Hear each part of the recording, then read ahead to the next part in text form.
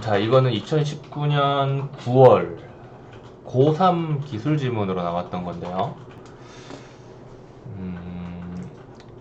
어디서부터 얘기를 해야 되지? 일단 지금은 지문 해설하는 강의인데 뭐 지문이랑 문제를 떼놓고 생각할 수는 없잖아. 그래서 문제랑 같이 볼 거예요. 문제랑 같이 볼 건데 문제를 풀진 않을 겁니다. 일단 보시면은 뭐 말들이 좀 어려워 보이기는 하는데 근본적으로 막 어려운 내용은 아니에요. 막 법지문 같이 읽어도 모르는 내용으로 구성되어 있지는 않고, 그리고 천천히 꼼꼼하게 읽으면 다 읽을 수 있습니다. 단 문제는 시험 때는 그렇게 못한다는 거. 그래서 어떻게 해야 되나요? 평소에 꼼꼼하게 잘 읽으면서 글을 이해하는 속도를 빠르게 만들어야 돼요. 그리고 지문 구조 잡는 것도 연습을 많이 하셔야 되고요. 일단 보시면은 언제나 처음에 지문을 딱 봤을 때 해야 되는 게 있습니다. 두 가지 중에 하나예요. 1문단을 슥 읽거나 아니면은 문제를 슥 훑어보거나인데, 지금은 문제를 슥 훑어봐 볼게요. 문제가 이렇게 있잖아요. 자, 보시면은 윗글의 내용과 일치하는 거, 이거는 읽어가면서 여기 나와 있는 키워드 찾아가면서 비교하고 소문 그림 찾기, 틀린 그림 찾기처럼 맞춰가지고 풀면 된다 그랬죠. 일치하는 거 찾는 거니까 일치하지 않는 거 찾는 것보다 좀 어려울 수 있어요. 나머지가 다 4개가 다 틀린 말이니까 헷갈릴 가능성이 높다는 거지. 그리고 중요한 건 이 다음부터의 세 문제인데, 오차에 대해 이해한 내용, IMU, GPS에 대해서 이야기를 했어요. 그렇다는 말은 이 지문은, 이슈 뭐야 어딨어? 이 지문은 여기까지 오차에 대해 이야기를 했고, IMU랑 GPS에 대해서 이야기를 이 문단에서 했죠. 그러니까 일단 무조건 이 문단까지 읽으면서 나눠줘야 돼요. 이 문단까지 읽으면서 일단 여기에서 두 번째 문제가 해결이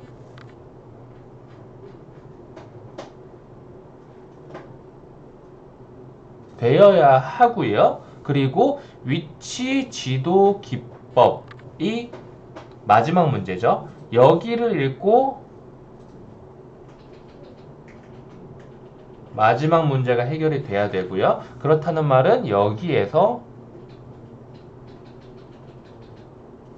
일반적으로 남아있는 이 부분에서 3점짜리 문제가 해결이 돼야 됩니다. 그리고 문제를 보면은 3개의 비콘이라는 문제가 있죠. 3점짜리 문제에 3개의 비콘이란 말이 있을 거예요. 여기 이렇게 있고 3변 측량 기법이 나와서 아마 여기를 보면서 푸는 게 맞을 텐데, 그렇기 때문에 첫 번째 문제는 이제 이걸 읽어가면서 부분 근거가 있을 거고, 두 번째 그리고 마지막 문제 그리고 3점 문제 순으로 하거나 아니면은 이렇게 쭉 읽어가면서 푸셔도 되는데, 어찌 됐건 간에 어떤 문제를 풀 때 어디를 봐야 되는가, 이거를 놓치시면 안 돼요. 놓치는 순간 어려워집니다. 근데 이것만 제대로 아는 순간 보시면은 우리가 지문 전체를 읽고 문제 하나를 풀고 지문 전체를 읽고 문제 하나를 푸는 식으로 접근을 하고 있잖아요. 그게 아니에요. 여기까지 읽으면서 두 번째 문제가 해결이 되고 첫 번째 문제에서 선지 몇 개가 해결이 될 겁니다. 그렇다는 말은 나머지를 읽으면서 나머지만 해결하면 되는 거예요. 지금 거의 4문제 중에 1.5문제가 제일 쉬운 첫 문단, 두 문단에서 2문단에서 1문단, 2문단에서 해결이 됐잖아요. 그러니까 딱 4문제 중에 이제 2.5문제만 나머지를 보면서 해결을 하면 되죠. 그런 식으로 보면 상당히 가벼워져요, 짐이. 그렇겠죠? 그래서 지금 이제 이 3변 측량 기법이 3점 문제다. 동그라미를 치는 것까지 왔는데, 우리 지금 이게 급한 경우가 아니라면은 독서 기출 2단계를 먼저 하고 3단계를 하잖아. 그리고 이건 3단계고 2단계 교재가 있을 거예요. 2단계 교재에서 맨 마지막 부분을 펴가지고 이 같은 해, 같은 월에 나온 고1, 그러니까 1-1909T 지문을 찾아봐. 하지만 찾지 않을 것 같기 때문에 내가 여기서 보여줄게요. 요거잖아.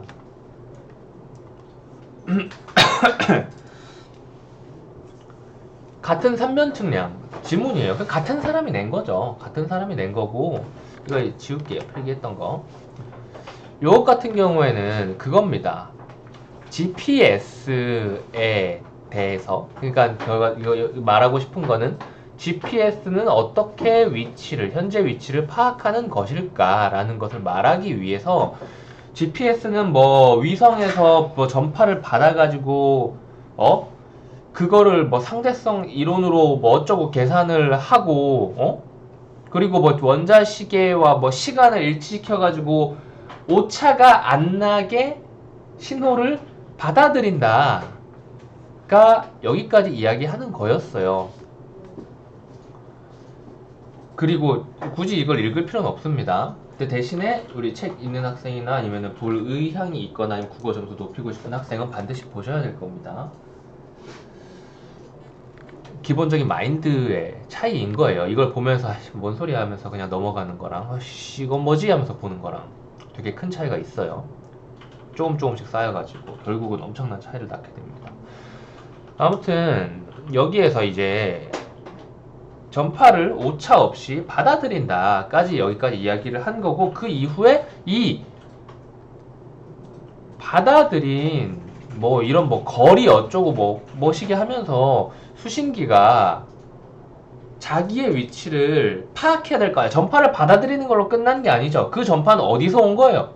에? 저 멀리 위에서 온 거잖아. 위에서 온 전파를 받아들이는데 이게 어떻게 내 위치를 정하는 게 되냐고. 그거를 설명해주는 방법이 바로 3변 측량법인 겁니다. 그리고 이 3변 측량법이라는 단어가 고3 지문에 똑같이 나왔죠. 근데 이거는 뭐 먼저 공부해서 된다라는 건 아니고요. 어차피 같은 해 같은 월에 나온 거니까. 이게 왜 쪄놈은 왜 그림까지 나온 놈은 1학년 지문이고 이 그냥 줄글로만 나온 놈이 3학년 지문인가 라는 것을 생각을 잠깐 해봤는데, 뭐 깊게 파고들면은 뭐 더 파고들 수는 있겠지만 간단히 말해서 이런 거예요. 자, 고1 지문 같은 경우에는 뭘 이야기하려고 했었어요? 결국은 GPS의 원리, GPS라는 것이 위에서 전파를 받아들여서 자기의 위치를 밝혀내는, 특정하는 그런 특정이라고 해야 되나? 특징? 아닌데? 특정? 뭐 아무튼 간에 자기의 위치를 이렇게 정하는, 알아내는 그런 기계이기 때문에 그러한 과정에서 들어가는 원리와 아니면 기술들을 넣은 거죠. 그리고 고3 지문에서는 어떻게 이야기를 하고 있냐? 스마트폰이라는 녀석이 위치를 측정을 한대요. 근데 고1 지문 같은 경우에는 이런 게 있었어요. 뭐 자동차 내비게이션이나 스마트폰 같은 녀석들은 GPS가 뭐 장착되어 있습니다. 이런 소리를 했단 말이에요.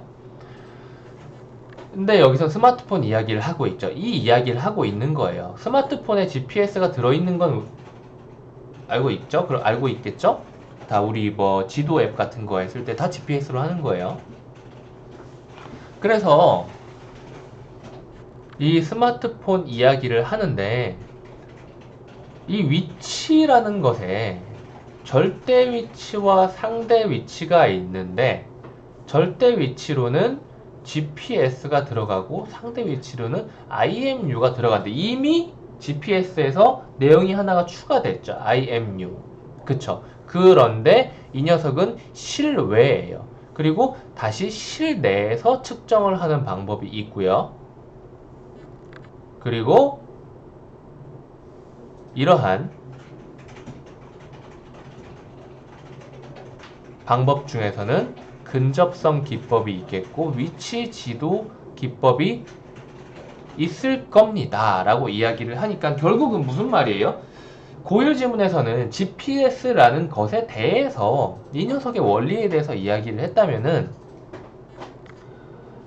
고3 지문에서는 이거에서 한 발짝 더 들어가서 GPS라는 것이 있는데 스마트폰에서 GPS를 씁니다. 근데 이 GPS뿐만이 아니라 진짜로 이 스마트폰이 위치를 특정하는 방법에는 GPS뿐만이 있는 게 아니라 뭐 IMU라는 것도 있고 실내 위치 측정 기법이라는 것도 있는데 실내 위치 측정 기법을 조금 더 자세히 알아봅시다 라고 이야기를 하고 있는 거예요.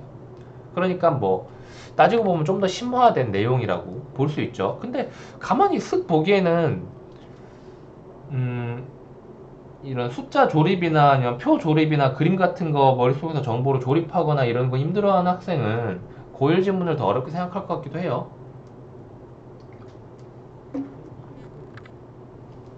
그건 뭐 개인 차니까. 요즘엔 지문의 난이도가 엄청난 차이는 없잖아. 자, 그래서 어찌됐건 저학년이 조금 더 개념적인 부분에 더 치중해 있다라는 것을 알아두시면 되겠고요. 자, 아무튼 그래서 이제 읽어볼 건데 벌써 12분이 지났네. 좀 빠르게 합시다. 스마트폰 1문단 잘 읽어봤나요? 여기에서 파악할 수 있는 건 뭐가 있어? 중요한 거는 뭐예요? 스마트폰이에요? 아니면 위치라는 거예요? 둘 다 중요하긴 해. 근데 스마트폰은 그냥 깔아가야 되는 거고, 왜냐면 우리 아는 거잖아. 중요한 거는 절대 위치, 상대 위치라는 거죠. 그냥 위치가 아닌 거죠. 그리고 절대 위치, 상대 위치 정의를 해줬죠. 동그라미 쳤다는 거는 설명이 되었다는 이야기이죠. 자, 그래서 이 실외에서는 주로 스마트폰 단말기에 내장된 GPS나 아니면은 IMU를 사용을 한대요. 이 GPS 설명이 이제 나오고요. 그리고 IMU 설명이 나와요. 이거 하나하나 읽으면서 이거 뭐 똑같습니다. 여러분들이 읽는 거랑 제가 읽는 거랑 똑같을 텐데 이거 읽으면서 그냥 문제 풀면 돼요. 여기까지는 뭐 어려운 게 없죠. 뭐 오차 얘는 결국은 무슨 말을 하고 싶은 거야? GPS는 위치 오차라는 게 누적이 안 되는 녀석이에요. 그런데 접속이 안 되는 짧은 시간 동안 오차가 크게 발생을 해요. 그리고 실내나 터널 등의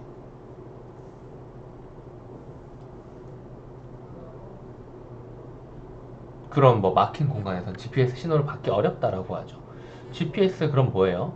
이거 문제를 푸는 것보다 그냥 우리가 정리를 해볼까요? GPS는 장단점 그리고 IMU의 장단점. GPS는 뭐예요? 위치 오차라고 그냥 오차라고 할게요. 오차가 누적되지 않는다. 단점은 뭐였어요?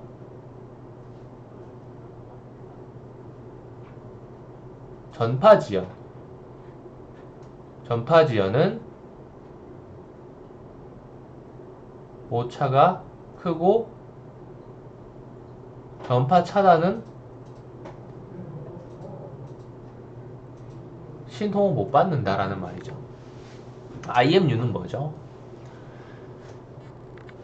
내장된 센서로 그러니까 GPS는 위에서 받아가지고 계산을 하는 거고 IMU는 직접 내장하고 있는 센서로 가속도와 속도를 측정해서 위치 변화를 계산하고 그리고 초기 위치를 기준으로 한 상대 위치, 여기서는 절대 위치 이야기를 하고 있고 여기서 상대 위치 이야기를 하고 있죠. 그러니까 결국은 이거예요. GPS는 위성에서 받은 그걸 가지고 절대적인 위치를 계산을 하니까 오차가 없는데 IMU 같은 경우에는 상대적인 내 현재 그리고 일정 시간 후에 내가 얼마나 갔는가 이걸 계산해서 이 둘 사이의 움직임 뭐 이런 것들 가지고 막 조물락거리니까 오차가 생길 수 있다 뭐 이런 겁니다. 그래서 장점은 단기간 움직임 측정이 뛰어나요. 그리고 단점은 오차가 누적된다 라는 거죠. 그래서 이 두 방식을 함께 사용하면은 어떤 식으로 오차를 줄일 수가 있을까요?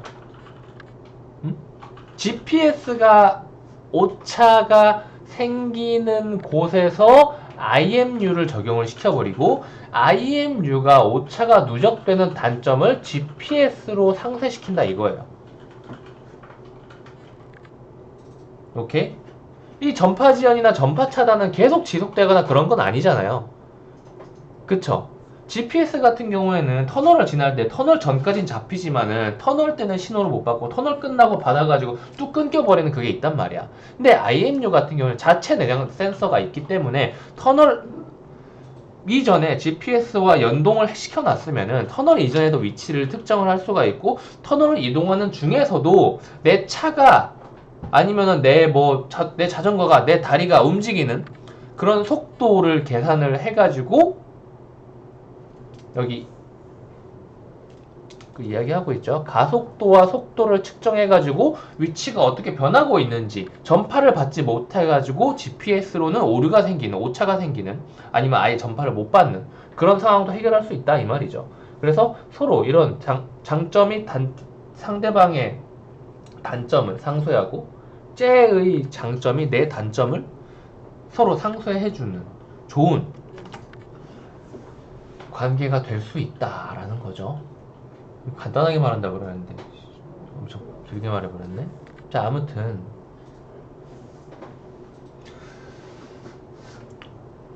이거는 실외에서의 위치를 측정하는 방법이었고 이 실외에서는 이제 절대 위치 GPS, 상대 위치 IMU라는 녀석에 대해서는 알고 문제를 풀게 됐죠. 그러면은 그걸 굳이 억지로 머릿속에 붙들고 가지 말고 이거에 집중하라 이거야. 이미 해결했잖아. 이제 문제 나올 건 남은 곳이라고요. 그래서 실내에서 위치 측정에 나올이 어디 나왔냐? 사용 가능한 방법으로는 여기까지가 실외였어요. 여기까지가 실외였고 여기는 실내 이야기를 이제 할 거죠. 위치 측정에 사용 가능한 방법으로는 블루투스 기반의 비콘을 활용하는 기술이 있대요. 비콘은 뭐 실내에 고정 설치가 되어 있는데 비콘마다 정해진 식별 번호와 위치 정보가 포함된 신호를 주기적으로 보내는 기기이다. 아, 그러고 보니까 예서 너 이거 풀지 않았었니? 너 고3 때 GPS 지문 나오지 않았었어? 19년 아니었어? 19년도에 본 시험이야? 어. 그럼 바뀌었죠? 그래, 대학교 가면은 대학교 1학년이면 다 까먹는다니까? 나는 나 다음 날 까먹어요. 나는 현역으로 대학을 갔는데 그랬어요. 고3, 그러니까 제일 기본으로 고2 때 배우는 건가? 고2 때 배워가지고 고1 때 배우는 건가? 등차 수열의 기본 공식. 뭐 지금도 기억은 안 나는데 그걸 제가 여기다 쓸 수는 없어요. 기억이 안 나니까. 근데 등차 수열의 기본 공식 그거는 고등학교 그것도 2학년에 만약에 배운다라고 한다면 2학년 초반에 배울 거야. 그거를 그때부터 거의 2년, 최소 2년에 가까운 시간 동안 그거를 그렇게 지지고 볶고 맨날 등차수열 문제 하루에 하나씩은 풀었을 거 아니야. 그렇게 했는데 수능을 보고 이제 대학을 합격을 하고 우리 때는 수능 봐도 대학 전부 다 대학교 직접 가가지고 논술까지 봤었어야 됐거든. 모든 학교가 정시도.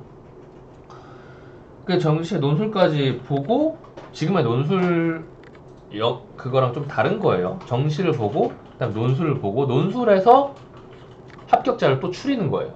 아무튼 간에.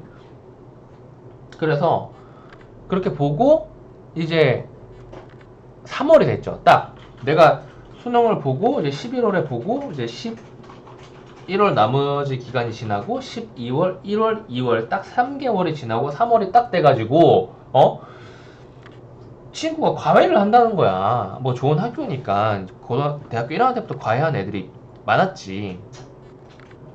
과외를 한다는 거야. 그래가지고 그때 우리 책은 수학의 정석과 개념원리 이 두 개가 왕이었어요. 수학책은. 지금 다른 뭐 유명한 책들 있지도 않았어.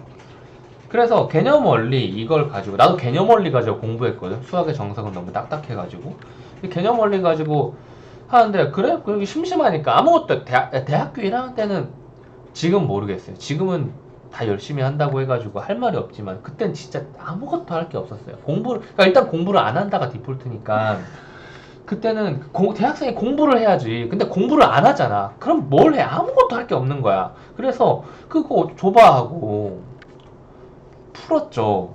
근데 안 풀리는 거야. 문제가. 응용 문제도 아니었어. 그 단원 처음에 들어갈 때 이 개념을 설명해주기 위해서 주는 개념 문제 있죠. 만약 덧셈이라면 우리 덧셈에 대해서는 막 이러이러한 설명을 딱 했다. 그리고 이제 개념 문제 1 더하기 1은 2 더하기 3은 이런 문제를 내가 못 푼 거야. 아예 공식도 몰라가지고.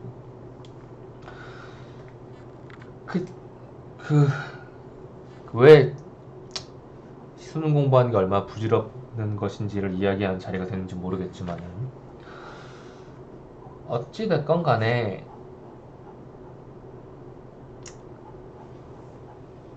갑자기 씁쓸해지네. 다 까먹지만은 그래도 공부는 해야 돼요. 좋은 대학 가려면은. 이야기를 계속 합시다. 이 블루투스 기반의 비콘을 활용하는 기술. 지금 여기까지 이야기를 했지. 이 비콘들이 그러니까 다 똑같은 세기의 신호를 사방으로 보낸대. 근데 어떻게 되겠어? 신호를 보내지만은 멀리서 받으면 당연히 신호를 약하게 받고 비콘이 보내는 신호를 뭔가 가로막는 장애물이 있으면 또 신호가 약해지겠지. 당연한 거잖아. 그치? 그래서 단말기가 비콘 신호에 도달하는 이런 거리가 있을 거 아니야. 어떠한 비콘이라도 무한정 넓은 범위를 다 포용할 수는 없겠지. 그쵸? 그래서 이 안에 진입을 하면은 비콘의 범위 안에 진입을 하면은 뭐 스타크래프트의 포토캐논 같은 거 생각하시면 좋을 것 같아요. 그래서 이 신호를 이용해서 2차원 평면에서의 위치를 측정하는 방법으로는 다음과 같은 것들이 있다. 그러니까 지금 비콘을 가지고 이걸 활용해서 위치를 측정을 하는 그런 기본적인 원리를 설명을 해 주는 거예요. 어떻게? 근데 포토캐논 이제 모르는 학생이 더 많지 않을까? 포토캐논 아니? 지금은 롤이라고 해야 되나? 롤타워? 롤포탑이라고 해야 되나? 아무튼 간에 비콘이 있고요. 문제도 있습니다. 이렇게 비슷하게 생긴 그림이. 자, 봐봐요. 이 비콘의 사거리가 요 정도라고 칩시다. 그러면은 이제 내가 이 하고 이 사거리 안으로 들어가면 그 순간 단말기가 단말기 안에 수신기가 비콘의 신호를 인식을 하는 거예요. 그쵸? 그런데 여기에서 설명을 해준 거에 따르면 당연히 세 개의 점을 찍어보자 이거야. A라는 점이 있고 B라는 점이 있고 그리고 C라는 점이 있는데 실제적인 위치. 이거는 근데 이 이후에 이야기하면서 이야기하면 될 것 같은데?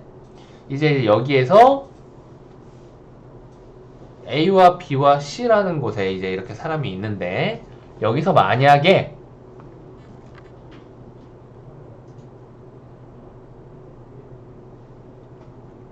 벽이 쳐져 버려가지고 비콘의 신호 강도가 절반이 되면은 어떻게 되겠느냐? 그때도 이 C라는 사람은, C라는 위치는 그때도 지금 여기에서 이제 제일 가까운 순으로 나열을 하면은 C, A, B 순으로 나열이 되는데 벽이 없을 때 근데 만약 벽이 C 앞에 생겨버리면 그때도 C가 제일 가깝게 인식되겠느냐라는 거예요. 실제 사람이 서 있는 것은 C 위치가 그대로지만은 벽이 생겼기 때문에 벽은 뭐라 그랬어요? 비콘의 신호를 절반으로 약화한다 그랬죠. 그러면은 이거는 기계가 재는 거잖아. 사람이 눈으로 보는 게 아니라 기계의 입장에서는 신호가 2배로 낮아져 가지고 C는 여기 있는 것으로 생각이 되지 않겠느냐라는 거죠. 그렇다면은 C는 제일 앞에 있을 수가 없고 A가 제일 앞에 있을 것이다. 그리고 나서 B나 C 거리를 재가지고 뭐가 더 앞에 있는지 보게 되는 거겠죠. 이게 뭐 여기서 이야기하는 거였을 거예요. 이야기를 다 해버렸네. 자, 근접성 기법이랑 위치 지도 기법이 있습니다. 이 근접성, 삼변 측량 기법도 있네요. 근접성 기법은 뭐 단말기가 비콘 신호를 수신하면은 해당 비콘의 위치를 단말기의 위치로 정한다. 무슨 말이에요? 이거 지울게요. 무슨 말이에요? 지금 비콘의 위치를 X라는 점이라고 해봅시다. 내가 잉 하고 A라는 점으로 들어왔어요. 범위 안에 들어왔으니까 인식이 됐네요. 그쵸? 그쵸? 비콘 X에 신호를 수신했어요. 그런데 여러 비콘 신호를 수신할 수가 있었겠죠? 여러 비콘 신호를 수신을 하다 보니까 A하고 X가 있는데 여기에 Y라는 비콘이 있었어요. 그리고 Y라는 비콘의 범위는 딱 요 정도가 됩니다. 넓은 비콘이 있을 수가 있죠. 이럴 경우에 비콘 X에서 받은 신호가 더 크겠죠. 근데 이렇게 하면 좀 안 될 것 같은데? 그쵸? 그러니까 비콘 다 같은 것이라고 생각을 하는 게 혼란을 덜 줄 것 같은데.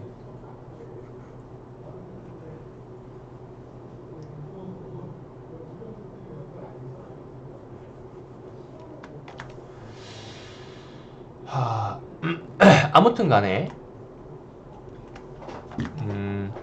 X랑 Y가 다시 합시다.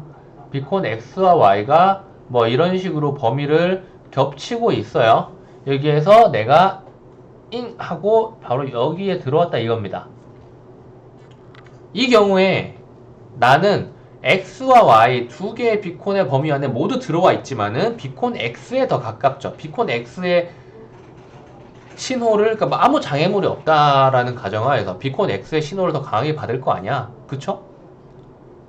그래서 근접성 기법 같은 경우에는 나라는 이 A는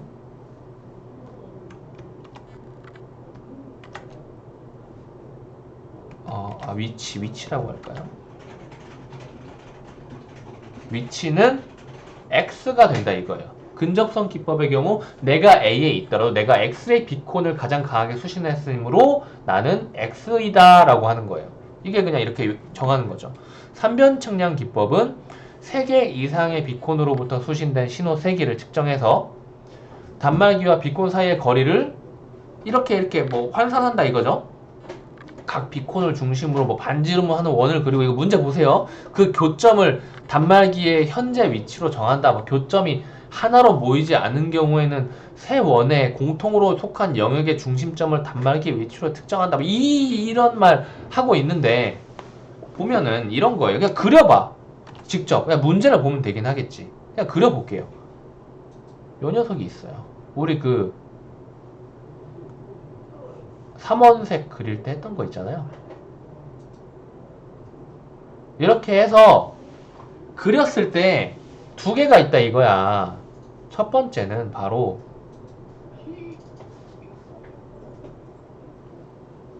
아이씨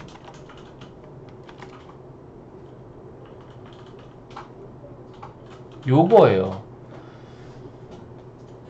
여기서 세 원의 교점이 딱 하나밖에 없죠. 바로 요 점입니다. 바로 요 점을 위치로 잡겠다라는 거예요. 그런데 그게 아니라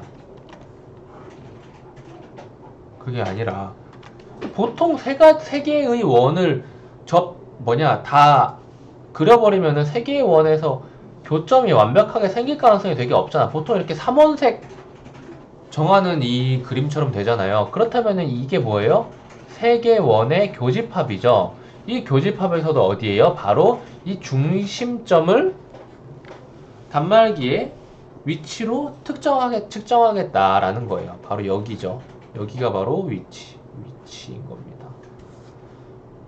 그리고 이걸 보고 여기까지 보면서 3점짜리 문제 해결을 하시고 마지막 문단 위치 지도 기법에 대해서 보겠습니다. 이제 마지막 남은 문제 이거 보면서 해결하면 되겠죠? 측정 공간을 작은 구역들로 나누어서 각 구역마다 기준점을 이건 뭐라고 해야 될지 모르겠네. 이런 식으로 해야 되나요? 이런 식으로?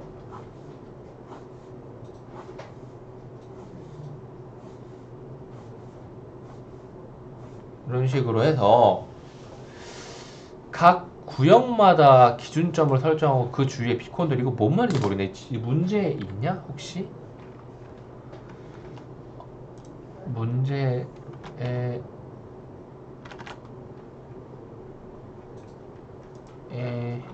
문제 그림 있냐?